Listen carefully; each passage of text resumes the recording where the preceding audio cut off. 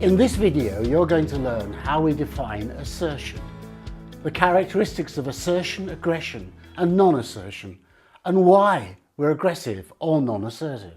Before we go any further, here's our view of what assertion is specifically.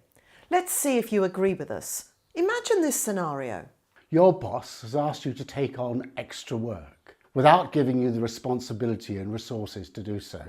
It involves working with your colleagues in a way that you haven't before. Things are not going well, and after a week you get a telephone call from your boss.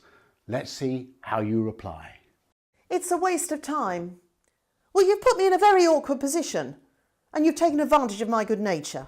Well, you've just dropped me in it, and it's no surprise we're behind schedule. So that was aggressive behaviour. Aggressive behaviour is when you stand up for yourself in such a way that you ignore or dismiss others.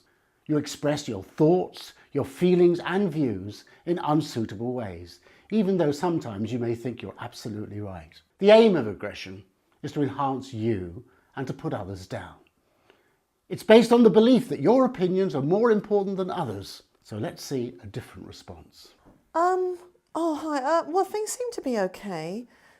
Perhaps. I mean, you know, you'd expect that, wouldn't you? Yes, yeah. Oh, I mean, things could be better. I'm sure we'll get there eventually. That was submissive, passive, or what we call non-assertive. Your behaviour is non-assertive when you don't stand up for yourself, your ideas, your opinions, your views, or you let other people ignore them or dismiss them easily. You're apologetic or cautious or self-deprecating and put yourself down. You don't state your views or your preferences. Non-assertion is based on the belief that other people's needs and wants are far more important than yours, and it'll take you too much effort or unpleasantness to realise them. Let's see a different response. Oh, Conrad, thanks for calling. Yes, I'm finding it difficult to redirect people's efforts when I haven't the authority or the resources that I need. Now I've been doing the job for a couple of weeks, I'd like to sit down and discuss exactly what I need. When would it be convenient for you to do this? For us, that was an assertive response.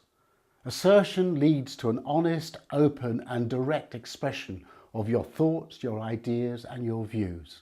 At the same time, showing that you understand the other person's position.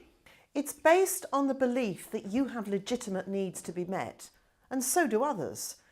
So the most effective approach is to find a way in which both parties get sufficient of what they need. We call this a win-win. Assertion is about behaviour and it's not about people. We all behave assertively, aggressively or non-assertively in the course of our day. It doesn't mean that we are aggressive or non-assertive people. You're being assertive when you stand up for your own rights in a way that doesn't violate the rights of others. So, rights are a key element to assertion. A right is something to which you are justly entitled to and don't have to ask somebody else's permission for. So let's do an exercise now to review your own behaviour.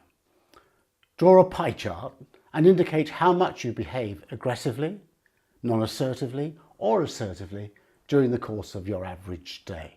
You might get a sense of the proportions if you think about what are the situations you find it most difficult to behave assertively in? Who are the people involved? What is the usual result? What would you like to happen instead?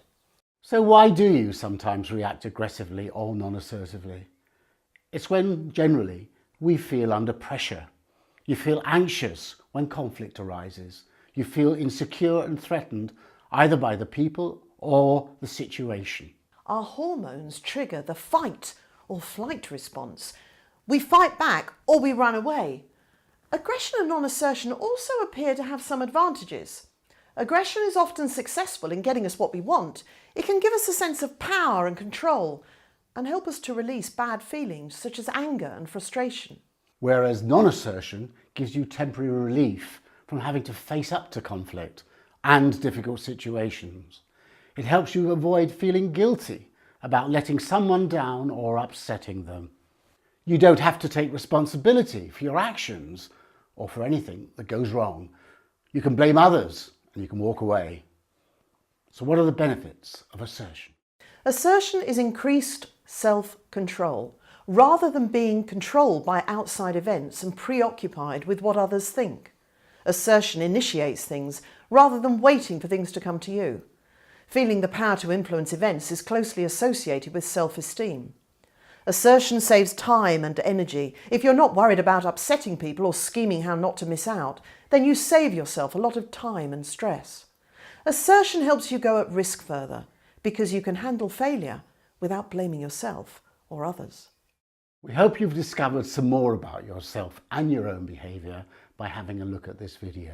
Remember, you may not always choose the situations you find yourself in, but you always have the choice of how you behave. Before you watch video 2 on the language of assertion, please take a moment to decide, what's the main benefit to you to be assertive more often?